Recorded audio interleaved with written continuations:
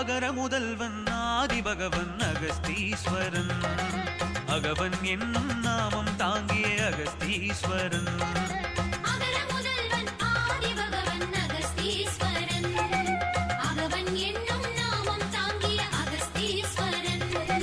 ஞான வடிவமாய் லிங்கேசன் அகஸ்தீஸ்வரன் பெரும் ஞான வடிவமாய் கங்கேசன் அகவன் ஆதிசிவன் ஞான வடிவமாய் லிங்கேசன் அகஸ்தீஸ்வரன் பெரும் ஞான வடிவமாய் கங்கேசன் அகவன் ஆதிசிவன் குன்றிலேறிய சதாசிவனும் நின்றையாடும் ஜடாதரன் கோலம் தாங்கியே தியான ரூபமாய் அமையும் வதனேசன் குன்றில் ஏறிய சதாசிவனும் நின்றையாடும் ஜடாதரன் கோலம் தாங்கியே தியான ரூபமாய் அமையும் வதனேசன் அகவன் அகவன் அகவன்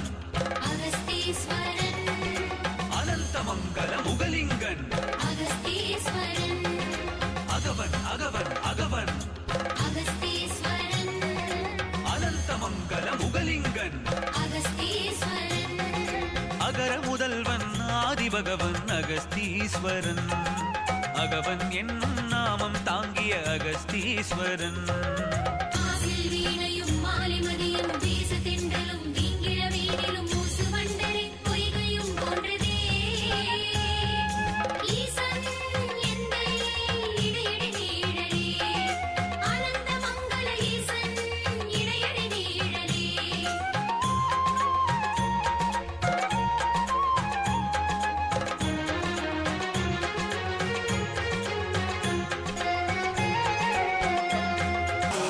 அதுல திருவெண்காடு க்ஷேத்திரம் முதன்மையான க்ஷேத்திரம் ஸ்வேதாரண்யம் அப்படின்னு சொல்லப்பட்டதான க்ஷேத்திரம். காசியில கயாவில் அங்க விஷ்ணு பாதம், அந்த விஷ்ணு பாதத்தில் போய் நம்ம சிரார்த்தம் கொடுத்து தர்ப்பணங்கள் பண்ணி பித்திருக்களுக்கு சாந்திகள் பண்ணோம்னா 21 தலைமுறையில் இறந்து போன நம்மளுடைய மூதாதையர்களுக்கு நம்ம செய்யக்கூடிய பித்திருக்காரியங்கள் போய் சேரும். அதுபோல இந்த திருவெண்காடு க்ஷேத்திரத்தில் வடவாள் விருட்சத்துக்கு கீழே ருத்ர பாதம், ருத்ரனுடைய பாதம் இருக்கு. அந்த ருத்ர பாதத்தில் நம்ம சிரார்த்தங்கள் தர்ப்பணங்கள் எல்லாம் பண்ணி சாந்தி பரிகாரங்கள்லாம் பண்ணோம்னா அதே 21 தலைமுறைக்கான பலன் திருவெண்காடு க்ஷேத்திரத்தில் கிடைக்கும். அதனால் ராமாயண காலத்துக்கு முற்பட்டதான க்ஷேத்திரம், காசிக்கு சமமானதான க்ஷேத்திரம். காசியில் எப்படி கங்கை புனிதமானதோ அதுபோல் இந்த க்ஷேத்திரத்தில் 3 தீர்த்தங்கள் இருக்குது. அக்னி தீர்த்தம், சூரிய தீர்த்தம், சந்திர தீர்த்தம்னு 3 தீர்த்தம். இந்த 3 தீர்த்தத்தில் குளிச்சுட்டு இங்கே இருக்கக்கூடிய சிவபெருமானையும் பார்வதியும் வழிபாடு செய்தால் இதற்கு முன்பு 3 ஜென்மாவில் நாம் செஞ்சதான பாவங்கள் எல்லாம் விலகிப்போம். இதற்கு முன்பு பூர்வ ஜென்ம பாவத்தை போக்கக்கூடிய ஸ்தலம் இது. அடிப்படையில் இந்த க்ஷேத்திரத்தினுடைய தன்மை என்னன்னு கேட்டேன்னா பூர்வ ஜென்ம பாவத்தை போக்கக்கூடிய ஸ்தலம். அதனால தான் புதன் இந்த க்ஷேத்திரத்துக்கு வந்து வழிபாடு செய்து தன்னுடைய பாவங்களை போக்கினார். நவகிரகங்களில் உத்தரான புதன் வந்து இந்த க்ஷேத்திரத்துக்கு வந்து தன்னுடைய பாவங்கள் விலக வேண்டும் என்பதற்காக இந்த சுவாமி ஸ்வேதாரண்யேஸ்வரி அம்பாள் பிரம்மவித்தியும் வழிபாடு செய்து தன்னுடைய பாவங்களை போக்கின்றார். அந்த 3 தீர்த்தங்கள் அக்னி தீர்த்தம், சூரிய தீர்த்தம், சந்திர தீர்த்தம், இந்த 3 தீர்த்தங்கள் எப்படி உருவானது அப்படின்னா சிவபெருமான் நடராஜ பெருமானாக இருந்து 9 தாண்டவங்கள் ஆடினார். இந்த ஆனந்த தாண்டவம் ஆடி முடிஞ்ச உடனே எம்பெருமானுடைய கண்கள் 3 கண்கள், அக்னி சூரியன் சந்திரன் 3 கண்கள். இந்த 3 கண்கள்லேருந்து 3 சொட்டு நீர் வந்து விழுந்து 3 இடங்கள்ல 3 பிரவாகமாக மாறி. அதனால தான் காசியில் கங்கை எவ்வளவு புனிதமானதோ அதுபோல திருவெண்காடு க்ஷேத்திரத்தில் இங்கே இருக்கக்கூடிய 3 தீர்த்தங்கள் மிகவும் புனிதமானது தீர்த்தங்கள் தான். தீர்த்தங்களை வந்து சமயக்குறவர்கள் 4 பேருமே இந்த தீர்த்தங்களை விசேஷமாக பாடியிருக்காங்க. திருஞான சம்பந்தர் பாடுகின்ற பொழுது பேடையா பிரிவைதும் பிள்ளையினோடு உள்ளம் நினைவது ஆயினவே வரம்பெறுவர் ஐயோ வேண்டாம் ஒன்றும் வேயனதோல் மைமங்கன் வெண்காட்டு முக்குல நீர் தோய்வினையார் அவரதம்மை தோயாவாம் தீவினையே அப்படின்னு திருஞான சம்பந்தர் பாடியிருக்கார். அதாவது புத்திர சந்தானம் இல்லாதவர்கள் இந்த க்ஷேத்திரத்தில் வந்து வழிபாடு முக்குளத்தில் நீராடி சிவபெருமானியும் பார்வதி தேவியும் வழிபாடு செய்தால் சத்தியமா குழந்தை பிறக்கும், ஐயுற வேண்டாம் ஒன்றும் சந்தேகமே படாத வேயனதோல் மைமங்கன் வெண்காட்டு முக்குல நீர் தோய்வினையார் அவர்தம்மை தோயாவாம் தீவினையே அப்படின்னு திருவெண்காட்டில் பாசுரம் பாடியிருக்கார் ஞானசம்பந்தர். சமயக்குறவர்கள் 4வரால் பாடல் பெற்ற க்ஷேத்திரம். இங்கே 3 சிவன் ஸ்வேதாரண்யேஸ்வரர் லிங்கஸ்வரூபமாக காட்சி கொடுக்கிறார். நடராஜ பெருமான் நர்த்தன கோலத்தில் இருக்கார். நடராஜ பெருமான் இங்கே என்ன விசேஷம்னு கேட்டேன்னா ஆதி சிதம்பரம், இது சிதம்பரத்துக்கு முற்பட்டதான க்ஷேத்திரம் திருவெண்காடு க்ஷேத்திரம். சிதம்பரத்தில் சொல்ல போனால் பதஞ்சலி வியாக்கிரபாதர் அப்படின்னு 2 பேருக்காக ஒரே ஒரு தாண்டவம் தான் ஆடினார் நடராஜ பெருமான். இந்த க்ஷேத்திரத்தில் ஸ்வேதகேதுன்னு 8 வயது குழந்தைக்காக 9 தாண்டவங்கள் ஆடினார், நவதாண்டவ க்ஷேத்திரம். சிதம்பரத்துக்கும் திருவெங்காட்டுக்கும் ஒரே வித்தியாசம் என்னன்னு கேட்டேன்னா அங்கே பொன் தகடு, இங்கே செப்பு தகடு. அந்த கூரைகள் அப்படியே அதே டீட்டெயில், அப்படியே என்ன சிதம்பரத்தில் எப்படி டீட்டெயில் இருக்குமோ அதே டீட்டெயில் தான் திருவெண்காட்டிலையும் பண்ணியிருக்கா. அங்கே 21,600 ஓடுகள் செதுக்கியிருக்கா அந்த சபையில்.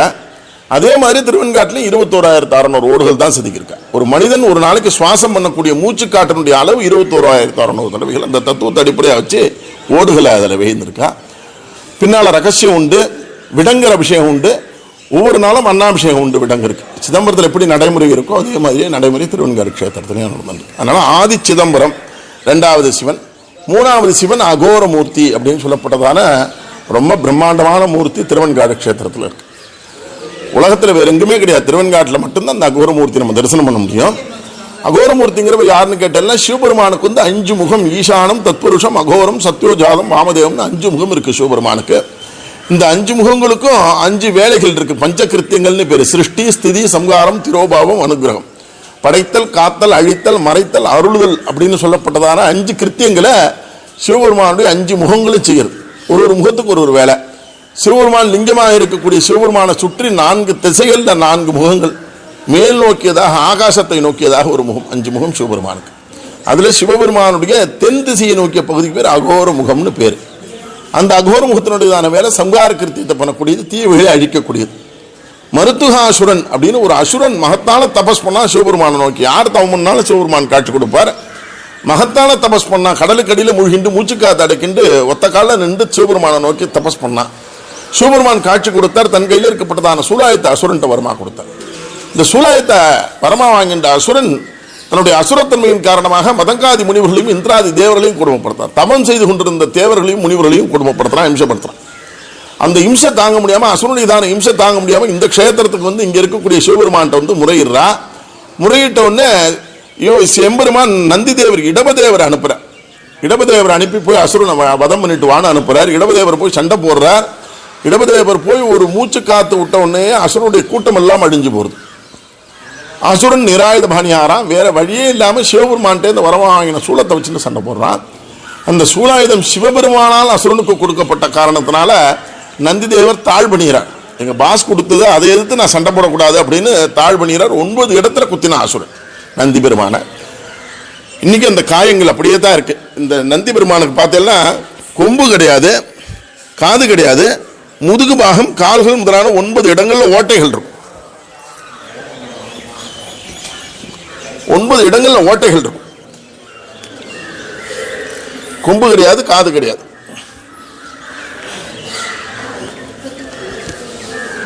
இந்த காயத்தோட அப்படியே ரத்தம் சொட்ட சொட்ட சுவாமியை நோக்கி வரார். சிவபெருமானுக்கு அவரை பார்த்த மாத்திரத்திலேயே என்ன நடந்தது அப்படின்னு தெரிஞ்சு போய் கோபம் தாங்க முடியாமல் அந்த சம்ஹார கிருத்தியத்தை பண்ணக்கூடியதான தட்சிணாபி முகம் அகோர முகத்திலிருந்து ஜோதிஷ் ஸ்வரூபமா பகவான் வழிபடுறார். இந்த ஜோதிஷ் இப்படி ஆகாச வெளியில வந்தவனே அசுரன் பார்க்கறான், ஜோதிஷ பார்க்கறான். அந்த ஜோதிஷ பார்த்த மாத்திரத்திலேயே அசுரனுக்கு அசுர தன்மைகள் எல்லாம் இழந்து போறது, அசுர குணங்கள் எல்லாம் போறது. இந்த க்ஷேத்திரத்துக்கு பெரிய வலிமை என்னன்னு கேட்டல, இந்த க்ஷேத்திரத்துக்கு பேர் ஸ்வேதாரண்ய க்ஷேத்திரம்னு பேரு. ஸ்வேதம்னா வெண்மை. அந்த வெண்மை நிறத்துக்குரிய குணம் கொண்ட க்ஷேத்திரம் இது. சத்துவகுணம் பொருந்தியதான க்ஷேத்திரம். அதனால இங்க அழிவே கிடையாதான். அந்த ஜோதிஷ பார்த்த மாத்திரம் அசுரன் எரிஞ்சு போயிருக்கணும், ஆனா எரிஞ்சு போலையா. அசுரனுடையதான அசுர குணங்கள் எல்லாம் எரிஞ்சு சாம்பலா போனதான். அசுரன் நல்லவனா மாறுறான். மதங்காதி முனிவர்களும் இந்திராதி தேவர்களும் ஸ்தோத்திரம் பண்றான். சிவபெருமான ஸ்தோத்திரம் பண்றா. கோபமா இருக்காரே, அவருக்கு சாந்தமாகணும் அப்படின்னு சொல்லிட்டு கருநிறமும் மணிமாலை புனையழகும் வலையையும் கவினை செய்ய எரிசிகையும் முதல் விழியும் நடைக்கோல இணையடியும் இலகியட்டு கரம் நிலவ மணி பலகை வெண்டலை வாள் கடிதுடியேறு சூலம் ஏற்று வெறுவ மருத்துவனையாற்ற அகோர சிவன் துணைப்பதம் சீர் விளம்புவாமே அப்படின்னு ஸ்தோத்திரம் பண்றா. அவ என்ன சொல்லி ஸ்தோத்திரம் பண்ணாலும் அதுபோல அந்த ஜோதிஷ் ஒளி வடிவமா இருக்கு. அவர் தான் அகோரமூர்த்தி. அசுரன் திருவடியில சரணாகதி அடைகிறான். பகவானுக்கு 8 கைகள் 7 ஆயுதங்கள். 8 கைகள் 7 ஆயுதங்கள். 6 கையில 6 ஆயுதம், 2 கையில திரிசூலம். இப்படி பகவான் அனுகிரகம் பண்றார். அசுரன் பிரார்த்தனை பண்ணிக்கிறான். திருவடிக்கு வந்தவனே பகவானை பிரார்த்தனை பண்ணிக்கிறானா. நிகிரக அனுகிரகம் ஜீவ காமிய மோட்ச பலப்பிரதம் இஷ்டகாமிய உபாசத்துவம் அகோராஸ்திராயத்தேன் மகான் மந்திரம் சொல்றது. அசுரன்னா நியாயப்பிரகாரம் நான் அழிக்கப்பட வேணும், ஆனா எனக்கே நீங்க அருள் கொடுத்து திருவடியில இடம் கொடுத்துட்டே. ஆகையினால எவ்வளவு கொடிய பாவங்கள் செய்தவர்களாக இருந்தாலும் இந்த க்ஷேத்திரத்துல உன் சன்னதியில நின்று பிரார்த்தனை பண்ணினா அவளுக்கு இஷ்ட காமியத்தையும் கொடுக்கணும் அப்படின்னு பிரார்த்தனை பண்ணிட்டான். அப்படியே பண்றேன் அப்படின்னு அவனுக்கு அனுகிரகம் பண்ணார். அனுகிரகமூர்த்தி, அகோரமூர்த்தி, இப்படி 3 மூர்த்தங்கள். ஸ்வேத மகா காளி தில்லையில எப்படி ஆதி சிதம்பரம், இந்த ஆதி சிதம்பரங்கிறதுனால தில்லையில தில்லை காளி, இங்கே ஸ்வேத மகா காளி நர்த்தன காளியாக காளி விளங்குகிறாள். இங்கே சௌபாகிய துர்கை, மேற்கு நோக்கியதான துர்கை. மேற்கு நோக்கியதான துர்கை எங்கேயும் பார்க்க முடியாதுங்க, வடக்கு நோக்கிய துர்கை தான் இருக்கும்.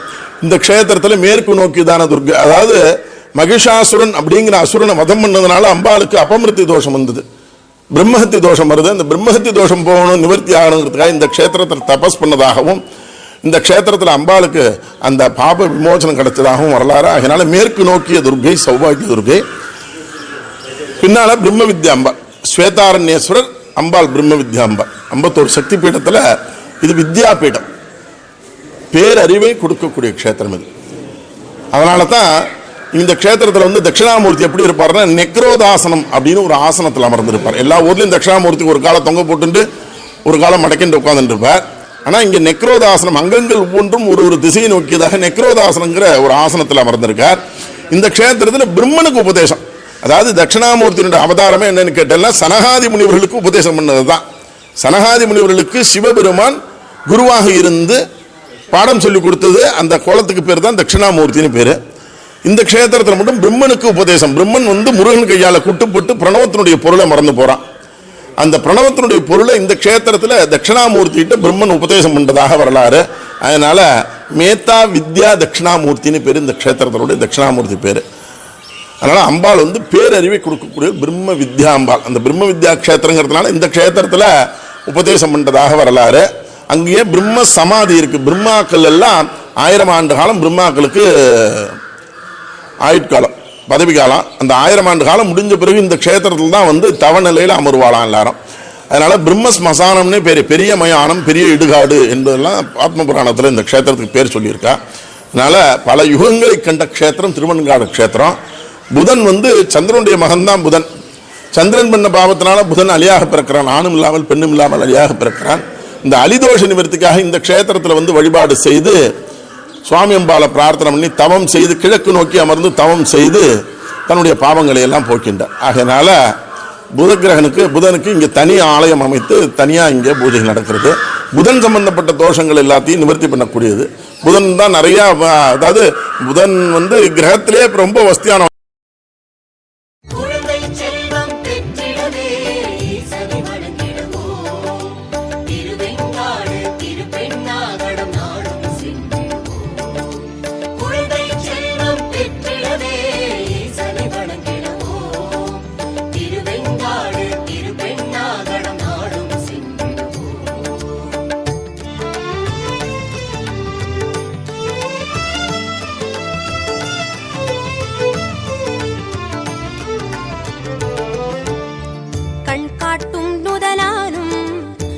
காட்டும் கையானும் பெண் காட்டும் உருவானும் பிறை காட்டும் சடையானும் கண் காட்டும் நுதலானும் கனல் காட்டும் கையானும் பெண் காட்டும் உருவானும் பிறை காட்டும் சடையானும் பண் காட்டும் இசையானும் பயிர் காட்டும் புயலானும் பெண் காட்டில் உறைவானும் பிடை காட்டும் கொடியானே பெண் காட்டில் உறைவானும் விடை காட்டும் கொடியானே. செல்வம் பெற்றிடவே ஈசனை வணங்கிடுவோம். திருவெங்காடு திருப்பெண்ணாகடம் நாடும் சென்றிடுவோம். குழந்தை செல்வம் பெற்றிடவே ஈசனை வணங்கிடுவோம்.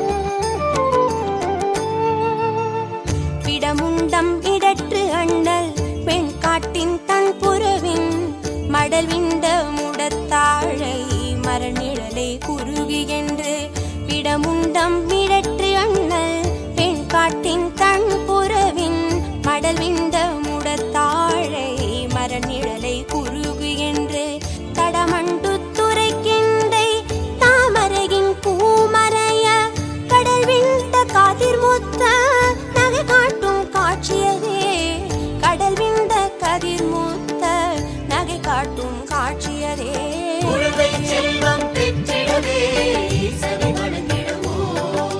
திருவெங்காடு திருப்பெண்ணாகடம் நாடும் சென்றிடுவோம். குழந்தை செல்வம் பெற்றிடவே ஈசனை வணங்கிடுவோம்.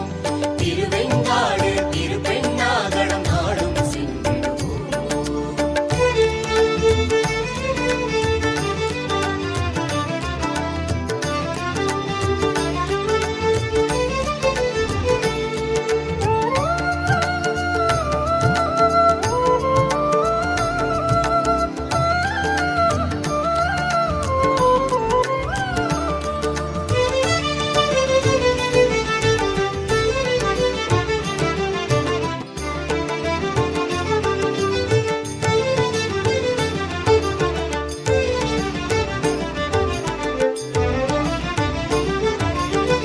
பேலை மலி தன் காணல் பெண் காட்டான் திருவடி கீழ் மாலை மலி வன் சார்ந்தால் வழிபடு நன் மறைய வந்தன் மேலடர் வெம்காலன் உயிர் வெண்ட பிணை நமன் தோத ஆலமிடற்றான் அடியார் என்று அடர அஞ்சுவரே ஆலமிடற்றான் அடியார் என்று அடர அஞ்சுவரே குழந்தை செல்வம் பெற்றிடவே ஈசனை வணங்கிடுவோம்.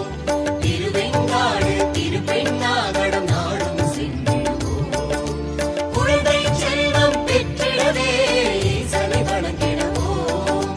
திருவெங்காடு திருப்பெண்ணாகடம் நாடும் சென்றிடுவோம்.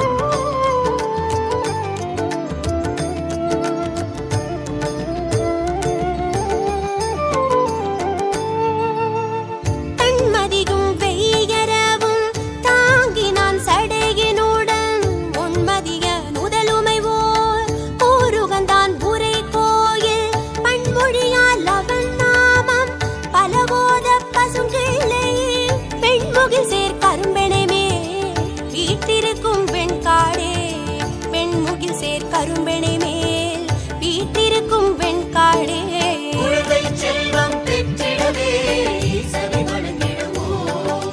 திருவெங்காடு திருப்பெண்ணாகடம் நாடும் சென்றிடுவோம். குழந்தை செல்வம் பெற்றிடவே ஈசனை வணங்கிடுவோம். திருவெங்காடு திருப்பெண்ணாகடம் நாடும் சென்றிடுவோம்.